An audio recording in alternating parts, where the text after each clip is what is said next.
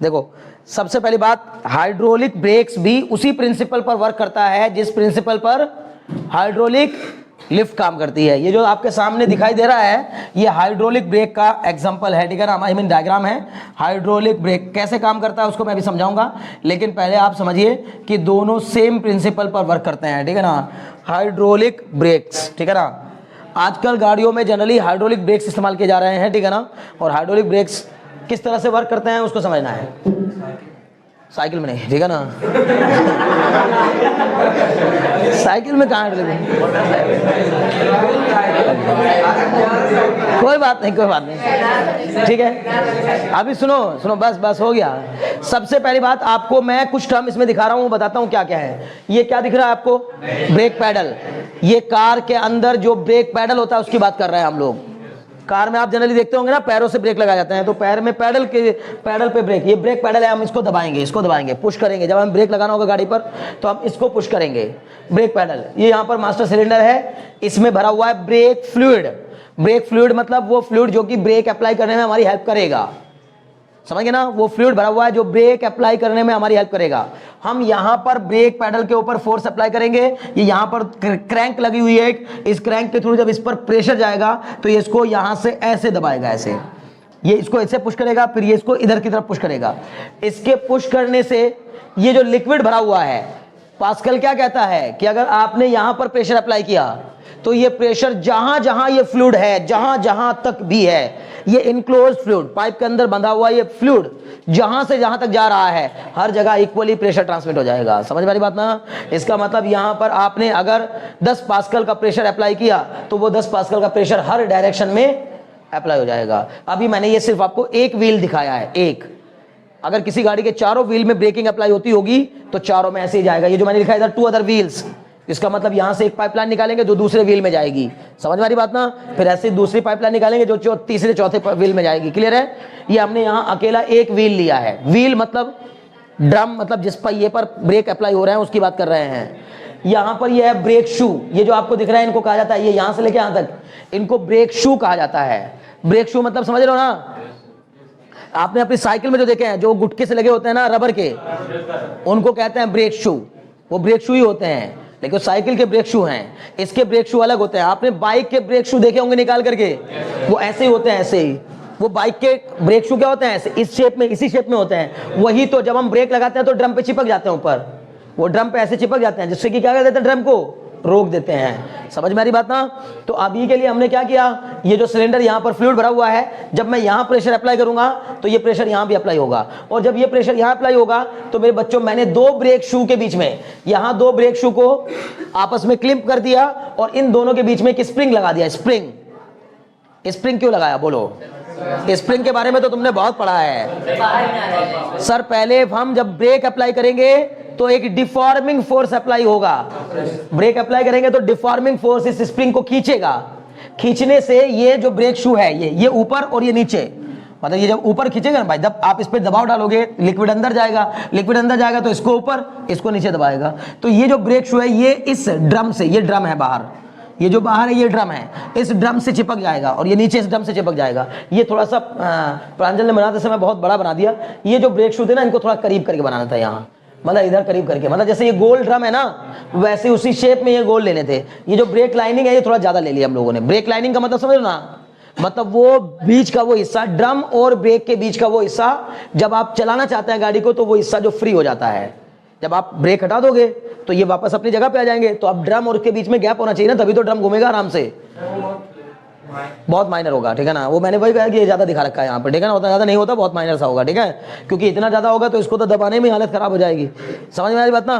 तो कुल मिला जुला कर ये बच्चों क्या कहलाती है, ब्रेक लाइनिंग। जो मैंने बताया कहाँ पे है, कहीं लिखा है ब्रेक लाइनिंग। देखो अब सुनो क्या काम की बात होगी। हमने यहाँ प्रेशर डाला तो ये जो स्प्रिंग है ये पहले खींचेगा, उसकी वजह से ये ब्रेक शू चिपक जाएंगे, और फिर हम जैसे ही प्रेशर, जैसे ही हम पैडल के ऊपर से फोर्स हटा लेंगे, इसका मतलब प्रेशर क्या हो जाएगा, रिड्यूस, प्रेशर रिलीज हो जाएगा। प्रेशर रिलीज होगा तो ये लिक्विड वापस फिर से वहीं अपनी जगह पे आ जाएगा, और अगर ये वापस अपनी जगह पे आएगा तो ये जो स्प्रिंग है ये अपनी शेप और साइज को रिगेन कर लेगा। समझ में आ रही बात ना?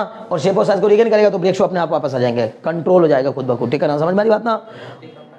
क्लियर है? ये तो अपने आप होना ही होना है। अब क्योंकि हम यहाँ पे इसीलिए तो क्या करेंगे, अच्छे इलास्टिक मटेरियल का, बढ़िया मटेरियल की स्प्रिंग लगाएंगे।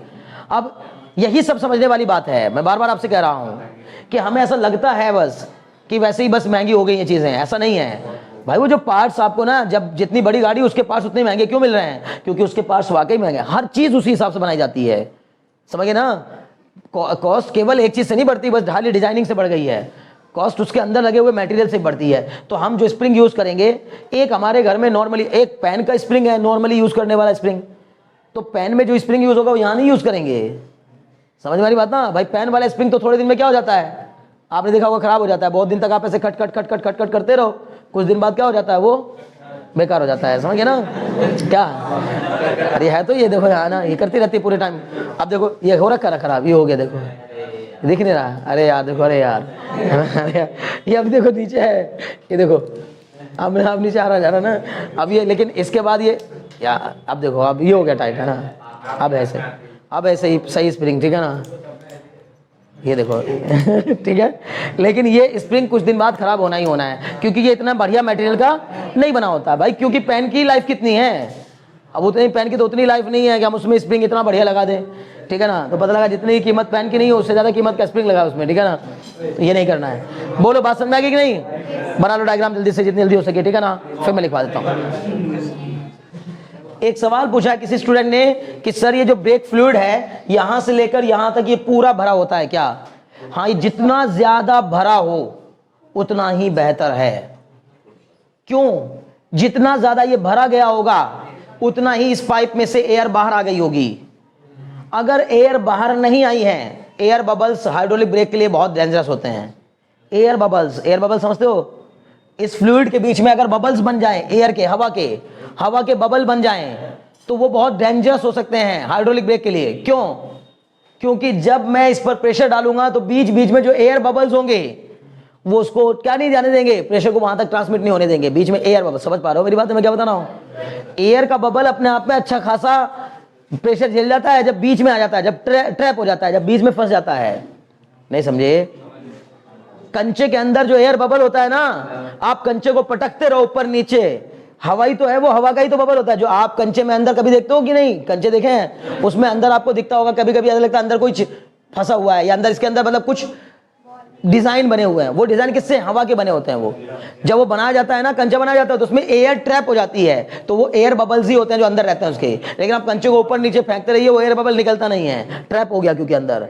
और अंदर ट्रैप हो जाने से वो क्या करता है, प्रेशर को उतना नहीं जाने देगा जितने की जरूरत है, ठीक है ना। समझ में आ रही बात? और अगर प्रेशर ना लगा और ब्रेक पैडल, आप पता लगा पैडल दबाते जाओ और प्रेशर तुम तो दे रहे हो खूब प्रेशर, लेकिन वहां तक पहुंच ही नहीं रहा उतना प्रेशर। समझ में आ रही बात ना? तो इसलिए फ्लूइड का पूरा भरा होना जरूरी होता है। इसलिए हाइड्रोलिक ब्रेक्स में अक्सर हाइड्रोलिक ब्रेक का ब्रेक ऑयल चेक कराते रहना चाहिए, ब्रेक ऑयल जिसे कहते हैं, ठीक है ना हम लोग। क्लियर?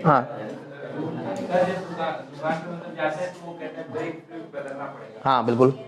एमएस मतलब, इसको नाम तो है इसका मास्टर सिलेंडर, लेकिन लिखते हैं एमएस है, समझे ना। मास्टर सिलेंडर कहते हैं इसको। मास्टर सिलेंडर का मतलब इसके अंदर और भी बहुत से सिलेंडर होंगे, जैसे मास्टर बेडरूम वैसे मास्टर सिलेंडर। समझ में आ रही बात ना? बड़ा सिलेंडर मतलब इस सिलेंडर में सबसे ज्यादा फ्लूइड होगा, फिर इसके अलावा अदर व्हील्स के, ये भी तो एक सिलेंडर है यहाँ, ऐसे ही सारे व्हील्स में सिलेंडर लगे होंगे, छोटे छोटे सिलेंडर्स, लेकिन मास्टर सिलेंडर ये है। समझ में आ गई बात ना? बड़ा सिलेंडर है जिसमें कि फ्लूइड भरा हुआ है। क्लियर? बहुत अच्छे। चलिए क्वेश्चन लिखिए आप एक, देखते हैं क्या समझ में आया आपको। Please concentrate. मतलब उधर वाला पिस्टन बड़ा होगा नहीं, ये कोई जरूर नहीं। अब इसमें क्या,